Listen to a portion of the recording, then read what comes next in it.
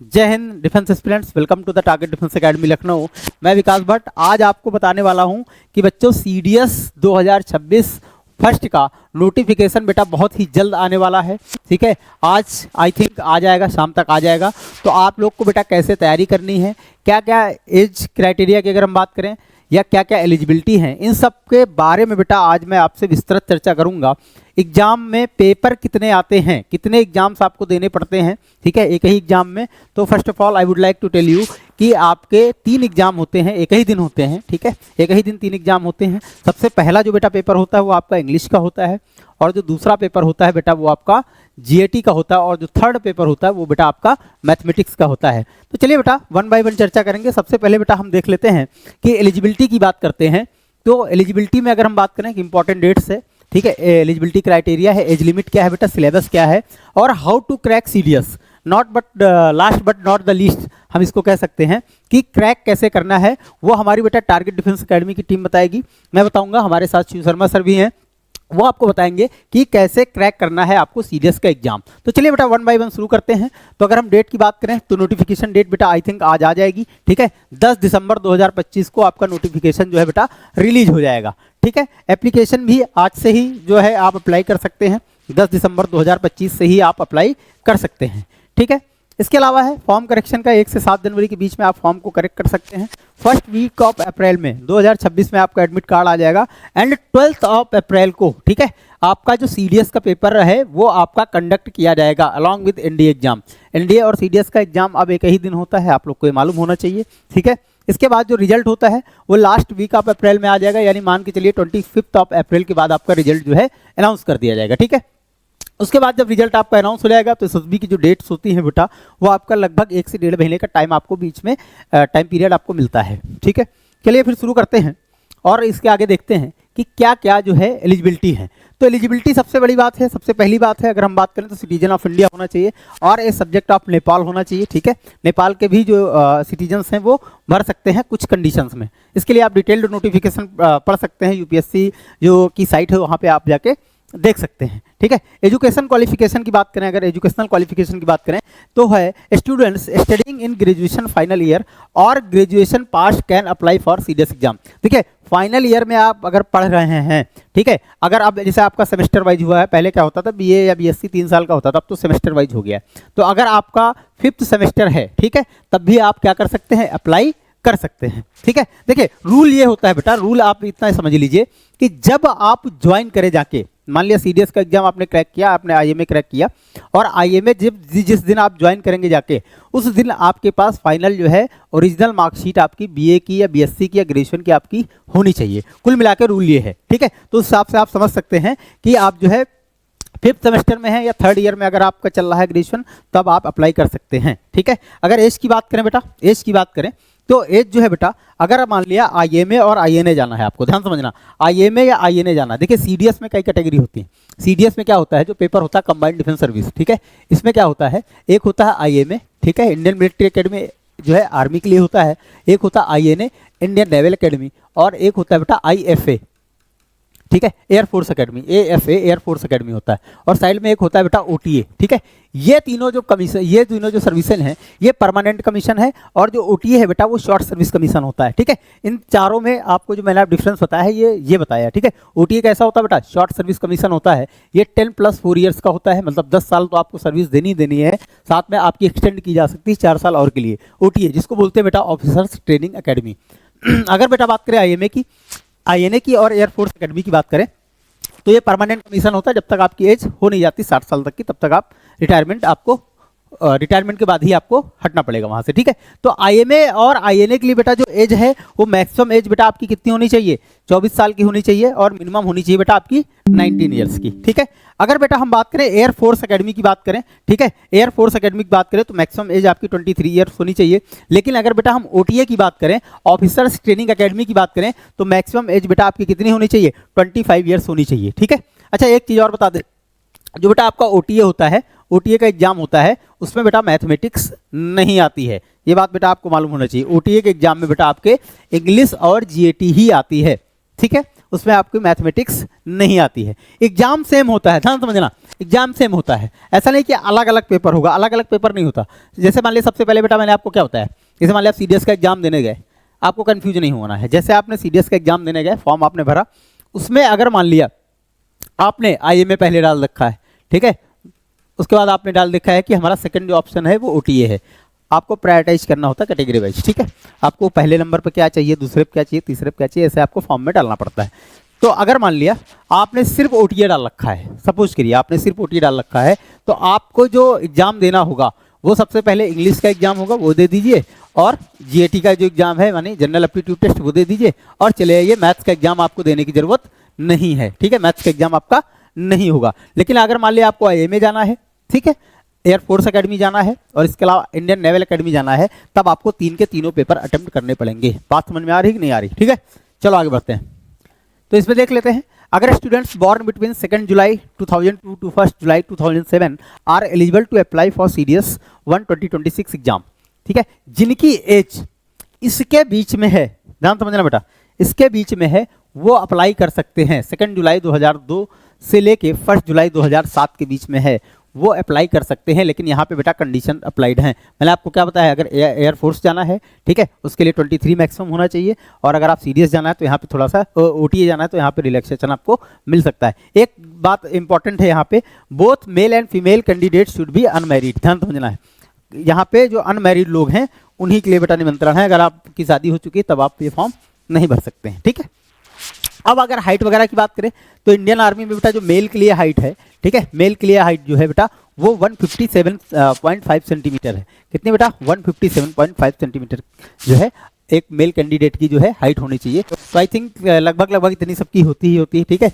अगर flying branch में आपको जाना है, एयरफोर्स की फ्लाइंग ब्रांच में जाना है, तब आपकी बेटा जो हाइट है वो मिनिमम होनी चाहिए 162.5 सेंटीमीटर, ठीक है। ग्राउंड ड्यूटी में आपकी 157 चलेगी, कोई दिक्कत वाली बात नहीं है। अगर इंडियन नेवी में जाना तब भी आपकी बेटा 157 चलेगी। कुल मिला के बात यहाँ कहने का मतलब है, अगर एयरफोर्स की आपको फ्लाइंग ब्रांच में जाना है, मतलब फाइटर पायलट बनना है, तब आपकी हाइट कितनी होनी चाहिए बेटा, 162.5 सेंटीमीटर होनी चाहिए। अब फीमेल के लिए देख लेते हैं बेटा, फीमेल के लिए मिनिमम हाइट की रिक्वायरमेंट कितनी है, वो है बेटा 152 सेंटीमीटर। सब में बेटा क्या है, 152 है सब में फीमेल के लिए, क्लियर है। Body mass index should not be more than 25।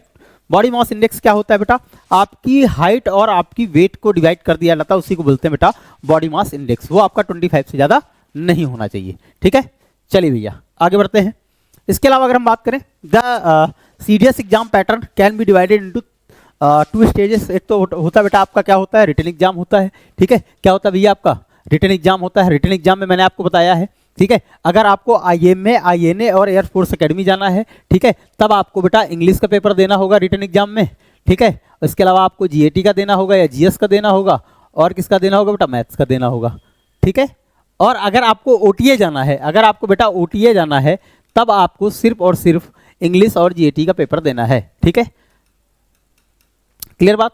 अच्छा, एसएसबी इंटरव्यू, ये आपका मान लिया रिटन निकल गया बेटा, उसके बाद क्या होता है, एसएसबी होता है। एसएसबी इंटरव्यू मतलब सर्विस सिलेक्शन बोर्ड आपको जाना पड़ता है, ठीक है। ये कई सारी ब्रांचेस हैं, डिपेंड करता है बेटा आपने एयरफोर्स के लिए अप्लाई किया था, आर्मी के लिए अप्लाई किया था, नेवी के लिए अप्लाई किया था, ठीक है। उस हिसाब से बेटा आपको सर्विस सिलेक्शन बोर्ड में आपको बुलाया जाता है।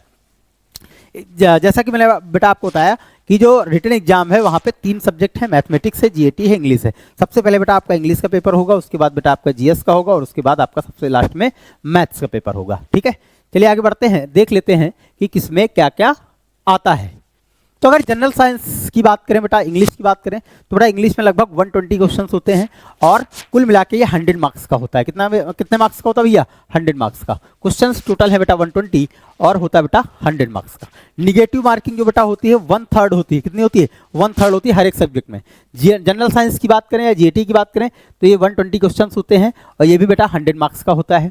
एलिमेंट्री मैथमेटिक्स की बात करें तो ये बेटा 100 मार्क्स का होता है, 100 क्वेश्चन आते हैं, इसमें भी आते हैं, और ये 100 मार्क्स का होता है, ठीक है। तो मैथमेटिक्स का कह सकते हैं कि हर एक क्वेश्चन का वेटेज ज़्यादा है। एक क्वेश्चन जो है आपका 1 नंबर का है। कुल मिलाकर बेटा आपके 300 नंबर का होता है पेपर, और 340 क्वेश्चन हो गए आपके।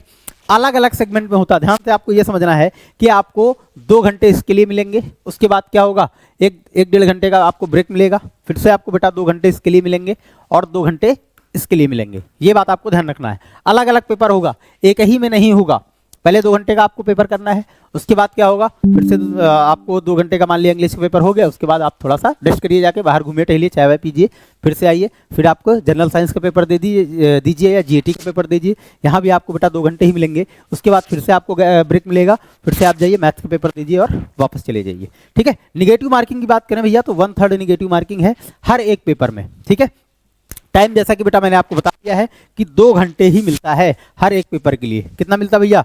2 घंटे। बाकी अभी डिटेल्ड एनालिसिस की बात करें कि इंग्लिश के पेपर में बेटा क्या क्या आता है, कैसे आता है, वो अभी हमारे सर हैं, इंग्लिश के सर हैं, वो आपको बेटा डिटेल में जानकारी देंगे। ठीक है, आगे बढ़ते हैं और देखते हैं कि अगर मान लिया मैथ्स की टॉपिक की बात करें बेटा, तो मैथ्स में बेटा अर्थमेटिक्स आती है, अलजेब्रा आती है, ट्रिग्नोमेट्री आती है, जियोमेट्री आती है, मेंसुरेशन एंड स्टैटिस्टिक्स आती है। ठीक है, अर्थमेटिक की अगर बात करें तो अर्थमेटिक आप समझ रह सकते हैं कि जो आपने class 7th 8th 9th 10th में मैथमेटिक्स पढ़ी है उसी को अर्थमेटिक बोलते हैं। जैसे इसमें कुछ चैप्टर इंक्लूडेड होते हैं, जैसे बेटा प्रॉफिट एंड लॉस हो गया है ना, प्रॉफिट एंड लॉस हो गया, डिस्टेंस हो गया है ना, इस टाइप वाले आप समझ पा रहे हैं ना, जो आपके लगभग जो सीजीएल वगैरह एग्जाम में आते हैं, वनडे एग्जाम में आते हैं। ठीक है, प्रॉफिट लॉस हो गया और इंटरेस्ट हो गया। ठीक है, simple interest and compound interest, इस टाइप के जो क्वेश्चन होते हैं बेटा ये सब आपको देखने को मिलते हैं। अलजेब्रा में बात करें बेटा, क्वाड्रेटिक इक्वेशन वगैरह हो गया, ये सब अलजेब्रा का पार्ट है। ठीक है, इसके अलावा ट्रिग्नोमेट्री आप जानते हैं, ट्रिग्नोमेट्री बेटा बहुत एडवांस लेवल की नहीं आती है। ठीक है, जो 9th 10th लेवल की जो ट्रिग्नोमेट्री वही आती है, हाइट एंड डिस्टेंस हो गया, ट्रिग्नोमेट्रिक आइडेंटिटीज हो गया, जैसे साइन स्क्वायर थीटा प्लस का स्क्वायर थीटा 1, ठीक है, इक्वल टू 1। ये जो छोटे छोटे सिंपल फार्मूले हैं, खासकर क्लास 10th तक की जितनी भी ट्रिग्नोमेट्री है 9th और 10th में, बस उतनी ही आती है। ज्योमेट्री हो गया आपका। ठीक है, मेंस्ट्रुएशन एंड स्टैटिस्टिक्स हो गया, जैसे आप मान लिया मेंस्ट्रुएशन में क्या है, जैसे मान लिया आपका 2D फिगर हो गया, 3D फिगर हो गया। ठीक है, इनका जो वॉल्यूम निकालना है, एरिया निकालना है, ये सब चीजें जो है बेटा मैथ्स में आपसे पूछी जाती है। कैलकुलस वगैरह नहीं पूछी जाती है, जो आपकी बेटा 11th की मैथ्स है या 12th की मैथ्स है वो नहीं पूछी जाती है, एलिमेंट्री मैथ्स पूछी जाती है up to class 10th only. Clear है बात? हाँ, लेकिन एक चीज मैं आपको और बता दूं, लेवल काफी हाई होता है, इतना आसान नहीं होता कि आप को लगता है कि हाँ अरे 10th तक की पूछी जा रही तो आराम से कर देंगे, ऐसा नहीं बेटा, आपको बहुत प्रैक्टिस करनी पड़ेगी। क्यों? कारण उसका क्या है, क्योंकि 100 क्वेश्चन है बेटा और टाइम सिर्फ दिया हुआ है आपको 2 घंटे, और मिनिमम आपको लगभग 45 से 50 क्वेश्चन तो अटेम्प्ट करने ही पड़ेंगे मैथमेटिक्स में। ठीक है, इसलिए आपको प्रैक्टिस करनी पड़ेगी। ठीक है, अच्छे टीचर्स की गाइडेंस में बेटा आपको प्रैक्टिस करनी पड़ेगी। इसकी बेटा बात करें तो इंग्लिश का पोर्शन अभी हमारे सर हैं, वो आपको बताएंगे बेटा। जीएटी की अगर बात करें, ठीक है, तो बेटा यहाँ करंट अफेयर्स के क्वेश्चंस आपको देखने को मिलते हैं, हिस्ट्री के, पॉलिटी के, ज्योग्राफी के, इकोनॉमिक्स के, साइंस के क्वेश्चन, और आपको करंट अफेयर्स के क्वेश्चंस आपको देखने को मिलते हैं। डिफेंस की न्यूज वगैरह होती है, वहाँ से क्वेश्चंस आपको देखने को मिलते हैं। ठीक है, अगर बेटा हम बात करें साइंस की, तो साइंस के लगभग 30 से 35 क्वेश्चन आपको देखने को मिलेंगे। ठीक है, ज्योग्राफी की बात करें तो लगभग 25 से 30 क्वेश्चन देखने को मिलेंगे। अगर हिस्ट्री और पॉलिटी की बात करें, दोनों मिला के बात करें तो लगभग आपको 30 क्वेश्चन देखने को मिल जाएंगे।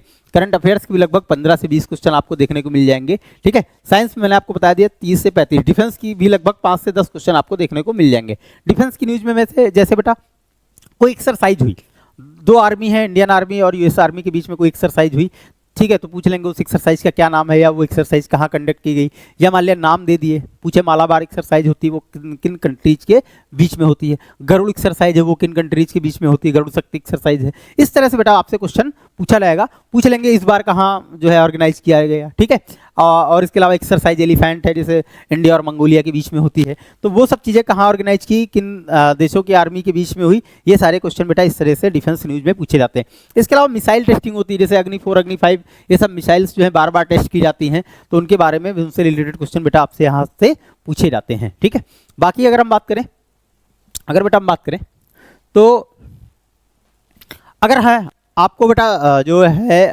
यूपीएससी की जो वेबसाइट है बेटा, वहाँ पे बेटा आपको जाके आप जो है कंप्लीट जानकारी वहाँ से भी ले सकते हैं। इसके अलावा बेटा वहाँ से आप जो है ये डाउनलोड कर सकते हैं और ये पता कर सकते हैं कि फॉर्म जो है कैसे भरना है। इसके अलावा टारगेट डिफेंस एकेडमी है, जहाँ पे बेटा ऑनलाइन बैच शुरू होने वाले हैं। ठीक है, हमारे जो ऑनलाइन बैच है बेटा ये शुरू होने वाले हैं, और कैसे आप अप्लाई कर सकते हैं टारगेट डिफेंस एकेडमी में, आप कैसे अप्लाई कर सकते हैं, तो आपको डाउनलोड करना है, क्या करना है बेटा, टारगेट डिफेंस एकेडमी की एप्लीकेशन जो है मोबाइल पे आपको डाउनलोड करना है। आपको अपनी बेसिक डिटेल बेटा क्या करना है, एंटर करना है, और हमारे क्लिक ऑन स्टोर टैब पे जाइए, और लक्ष्य बैच में बेटा आप क्या कर सकते हैं, एडमिशन अपना करा सकते हैं। आप पहले तो चाहिए तो डेमो वीडियोज़ देख लीजिए, आपको अच्छा लगे। ठीक है, आई होप कि आपको अच्छा ही लगेगा। हमारे पास जो फैकल्टी है वो बहुत ही अनुभवी फैकल्टी है। ठीक है, अच्छा लगेगा, आप वहाँ डेमो देखिए, उसके बाद आप पेमेंट करिए और ज्वाइन करिए हमारी जो अनुभवी टीम है उसके साथ जो है बेटा आप जो है जो है जुड़कर तैयारी कर सकते हैं, सीडीएस की कंप्लीट तैयारी कर सकते हैं। ठीक है, ये रहा बेटा हमारा कैंपस टारगेट डिफेंस एकेडमी का। यहाँ पे बेटा ऑफलाइन क्लासेस चलती हैं, अगर आप इंटरेस्टेड नहीं हो ऑनलाइन पढ़ने में तो बेटा ऑफलाइन भी आ सकते हो। यहाँ पे हमारी क्लासेस चलती हैं, हॉस्टल फैसिलिटी वगैरह सारी चीज़ें मिलती हैं। और आप नंबर पे कॉल कर सकते हैं, टारगेट डिफेंस एकेडमी गूगल पे जाके सर्च करिए, वहाँ नंबर मिलेगा, वहाँ पे कॉल करके आप कंप्लीट जानकारी ले सकते हैं।